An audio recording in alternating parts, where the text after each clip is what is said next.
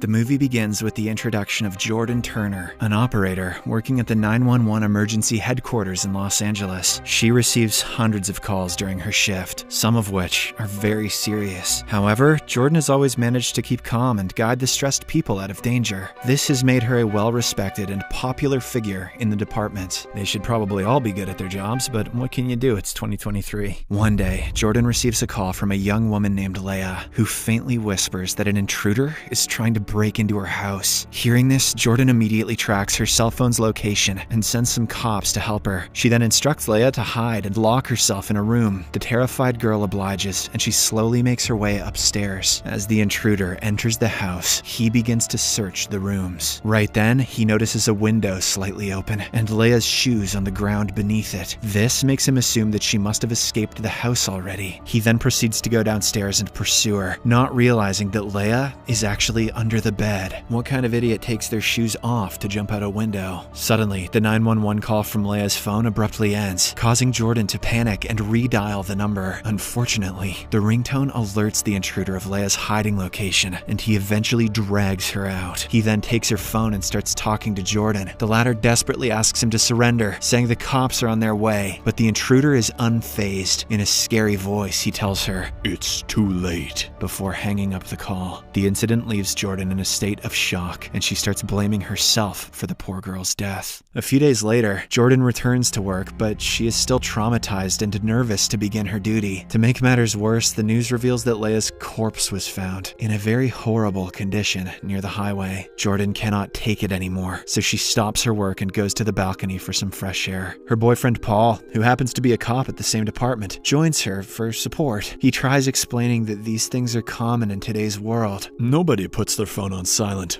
People are idiots, honey. But Jordan is too depressed to listen to him. The movie then fast forwards by 6 months. Jordan is still struggling from anxiety, so she has now quit her job as an operator. Instead, she works as a trainer for new recruits. As this job doesn't require interaction with the emergency callers, she is performing well. Somewhere else, 2 teenage girls, Autumn and Casey, are hanging out at a mall. It is a fine morning and they are waiting for their other friends to arrive. But just then, Autumn gets a call from her boyfriend and rushes to meet him. In a hurry, she leaves her phone behind, so Casey keeps it with her. Later, she returns home, and while walking through the parking lot, a car suddenly reverses, nearly hitting her. Casey curses at the driver and picks up her now broken phone. To her bad luck, the driver becomes enraged and attacks her from behind. He then knocks her unconscious using chloroform, puts her inside his car trunk, and drives away. At the 911 headquarters, as Jordan is instructing the new recruits, an operator suddenly receives a call. It turns out to be from Casey, who has just regained consciousness inside the car's trunk. Since her phone was damaged earlier, she's using Autumn's phone right now. The operator tries asking her questions, but Casey is so panicked that she can't even form a sentence properly. Hence, with no options left, Jordan takes over the call. As she is the most experienced operator in the building, she tries tracing Casey's location, but unfortunately, her phone is a simple one which doesn't use GPS. Jordan then goes for plan B and asks the teenager if she remembers anything while getting kidnapped. Casey, who is about to have a heart attack, digs deep and eventually remembers that she is inside a red car and that the kidnapper is wearing glasses. However, the information is not enough, so Jordan asks Casey to break the taillight and survey the surroundings. The latter successfully does as asked, and when she waves her hand through the hole, a woman spots her and calls 911. With this, Jordan finally learns the car's license plate number, but when she runs it, she learns that the kidnapper is using a fake identity. Moreover, when the woman goes against Jordan's suggestion and drives near the kidnapper to get a better look at his appearance, he becomes suspicious and abruptly exits the highway. As they are back to square one now, Jordan tells Casey to search the trunk for any useful items. The terrified girl looks around and finds a can of paint, a screwdriver, and a shovel. As soon as she sees the shovel, Casey panics, as she thinks that the kidnapper intends to kill her and bury her with it. However, Jordan manages to calm her down. She then instructs Casey to pour the paint outside so that the cops can easily spot it from a helicopter.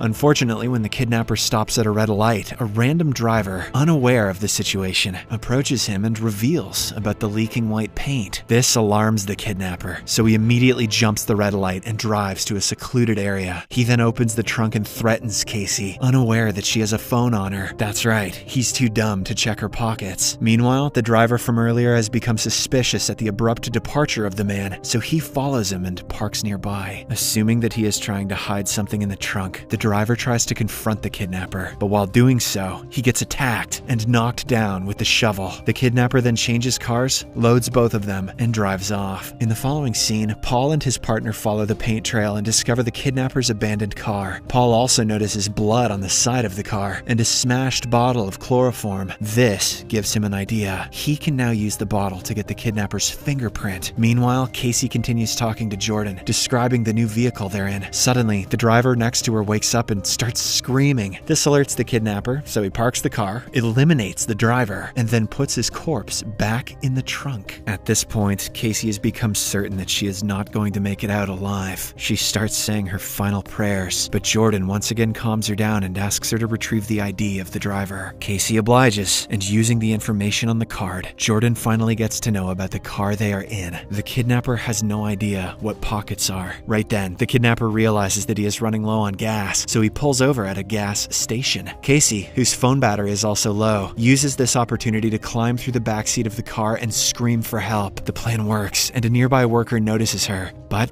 before he can even react, the kidnapper eliminates him by spraying gas and setting him on fire. He then knocks Casey unconscious and closes the trunk. This is the sloppiest crime since OJ. Because of the incident, Jordan loses contact with Casey and becomes worried, but thankfully, using the fingerprint from the broken glass bottle, the police identify the kidnapper as Michael Foster Paul. As soon as they get the information, Paul and his subordinates rush to Michael's house to gather leads and question his wife. Meanwhile, Michael arrives at his destination and picks up Casey from the car trunk. To his dismay, when he checks the girl, he discovers a phone that is still connected to the police. When he picks it up, Jordan addresses him by his full name and informs him that the cops are at his home interrogating his family. She also warns him to surrender and leave Casey, but Michael replies that It's too late. as soon as Jordan hears these words, she realizes that Michael is the same person who kidnapped and murdered Leah 6 months ago. This twist means absolutely nothing. Elsewhere, as Paul is scanning through the kidnapper's house, he comes across a picture. It features a woman who looks eerily similar to Leah. She is revealed to be Michael's deceased sister. Paul immediately asks Michael's wife about the location of the picture, and the latter identifies it as Santa Clarita Hills. Wasting no time, the cops head there, but once again, they don't find anything. In the meantime, Michael brings Casey to an underground bunker and starts preparing her for a medical procedure. He binds her to the chair. However, she manages to wrench her arms free and spray him with insecticide. Casey then attempts to flee, but sadly, Michael easily kidnaps her. At this point, it has become midnight, but Jordan is still at the call center trying to find another clue in the case. Later, Paul contacts her and promises that Casey will be found alive and that the police are searching every passing vehicle in the vicinity. Despite this, Jordan is not satisfied, so she decides to take matters into her own hands. She heads to Michael's abandoned old house, where she discovers some pictures of his family. As Jordan goes through them, she finally gets to know that Michael's sister died of cancer and that Casey is also of the same age. Assuming that it is too late, a dejected Jordan prepares to leave, but just then,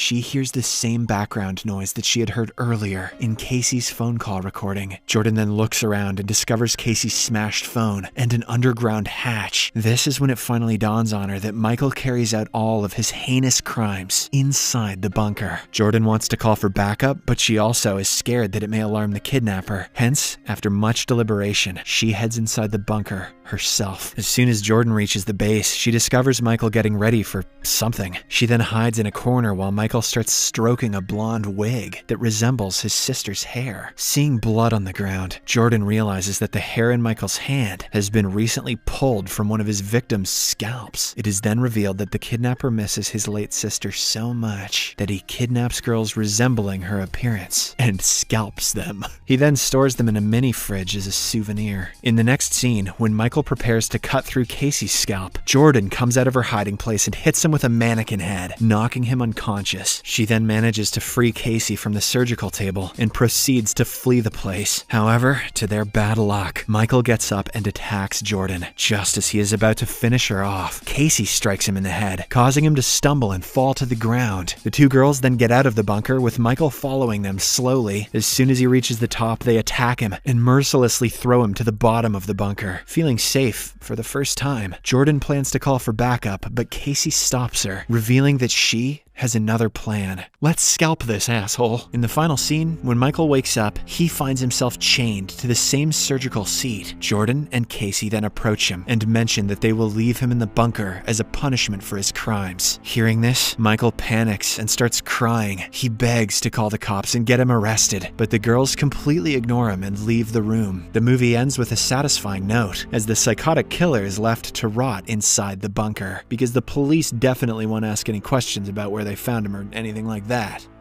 Subscribe for more videos like this, turn on notifications, and leave a like to help the channel out. Thank you for watching.